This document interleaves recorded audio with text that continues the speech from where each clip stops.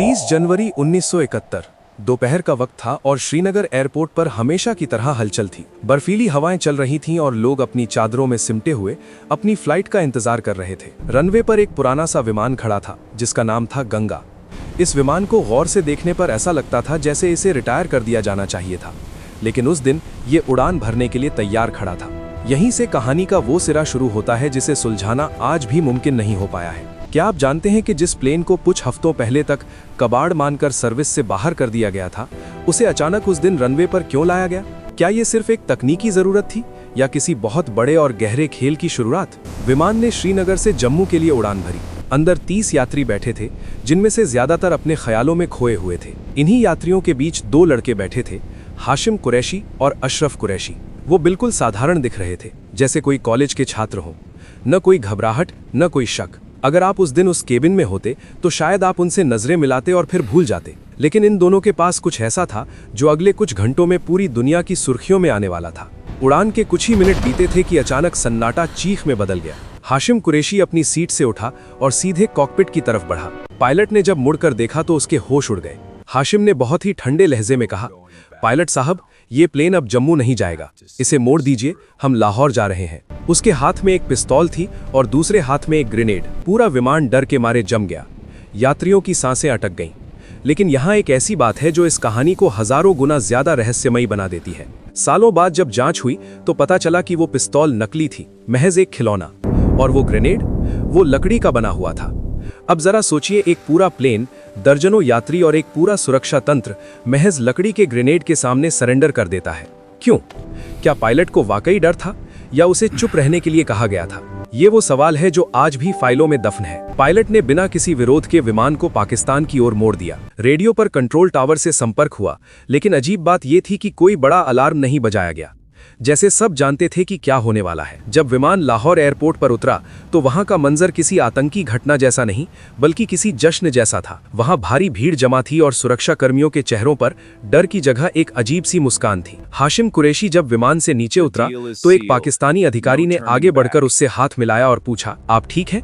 हाशिम ने सीना तानकर जवाब दिया, हाँ, हमने ये सब कश्मीर की आजादी के लिए किया है। हैरानी की बात यह थी कि यात्रियों और क्रू को फौरन सुरक्षित छोड़ दिया गया। किसी को एक खरोंच तक नहीं आई। आमतौर पर हाईजैकिंग में मांगों की एक लंबी लिस्ट होती है, घंटों तक बातचीत चलती है, लेकिन यहाँ सब कुछ एक स्क्रिप्ट की तरह चल रहा था। और फिर दुनिया ने वो देखा जो आज भी यकीन करना मुश्किल है। पाकिस्तान के तत्कालीन कद्दावर नेता और भावी प्रधानमंत्री जुल्फिकार अली भुट्टो खुद एयरपोर्ट पहुंचे और उन दोनों हाईजैकर से गले मिले। उन्हें हीरो बताया गया, लेकिन कुछ ही घंटों बाद दुनिया के कैमरों के सामने उस गंगा विमान को आग के हवाले कर दिया गया। आग की लपटों में घिरे उस विमान को देखकर पाकिस्तान में लोग नारे लगा रहे थे, लेकिन शायद वो नहीं जानते थे कि उस आग की लपटों में उनकी अपनी किस्मत भी जल रही थी। जैसे ही विमान राख हुआ, भारत ने एक ऐसा कदम उठाया जिसने पाकिस्तान की कमर तोड़ दी। भारत ने ऐलान किया कि अब से कोई भी पाकिस्तानी विमान भारतीय हवाई क्षेत्र यानी एयर स्पेस का इस्तेमाल नहीं कर पाएगा। ये कोई छोटी बात नहीं थी। उस वक्त पाकिस्तान दो हिस्सों में बटा हुआ था, पश्चिमी पाकिस्तान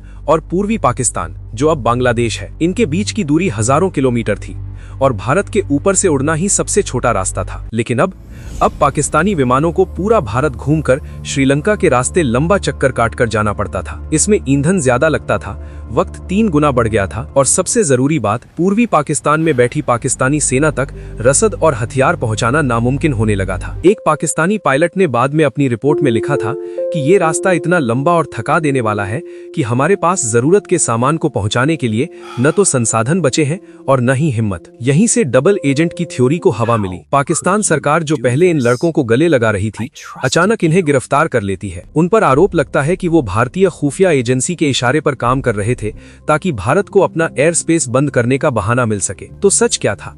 क्या हाशिम कुरैशी भारत का मोहरा थे या वो वाकई एक कश्मीरी अलगाववादी थे जिन्हें पाकिस्तान ने इस्तेमाल करके फेंक दिया? 1971 के अंत तक जब युद्ध शुरू हुआ तो पूर्वी पाकिस्तान पूरी तरह से अकेला पड़ चुका था। भारत की इस एक एयर स्पेस चाल ने युद्ध का नतीजा पहले ही तय कर दिया था। बिना सप्लाई के सेना ज्यादा दिन टिक नहीं सकती थी और आखिरकार 16 दिसंबर 1971 को पाकिस्तान के 2 टुकड़े हो गए। आज भी जब इतिहासकार इस घटना को याद करते हैं तो वो गंगा विमान के दोबारा उड़ान भरने पर सवार उठाते हैं। वो पुराना विमान, वो नकली हथियार, वो भुट्टो का एयरपोर्ट आना और फिर भारत का तुरंत एयर स्पेस बंद कर देना, ये कड़ियां इतनी सटीक बैठती हैं कि इन्हें महज इत्तेफाक कहना मुश्किल लगता है। हाशिम कुरैशी बाद में भारत लौटे, जेल काटी और आज भी वो यही कहते हैं कि उन्होंने जो किया अपने यकीन के लिए किया। लेकिन राजनीति और जासूसी की दुनिया में यकीन और साजिश के बीच की लकीर बहुत धुंधली होती है। उस दिन गंगा विमान के एक यात्री ने कहा था कि जब हम प्लेन से उतरे तो हमें लगा कि हम मौत के मुंह से बचकर आए हैं, लेकिन जब हमने पीछे मुड़कर देखा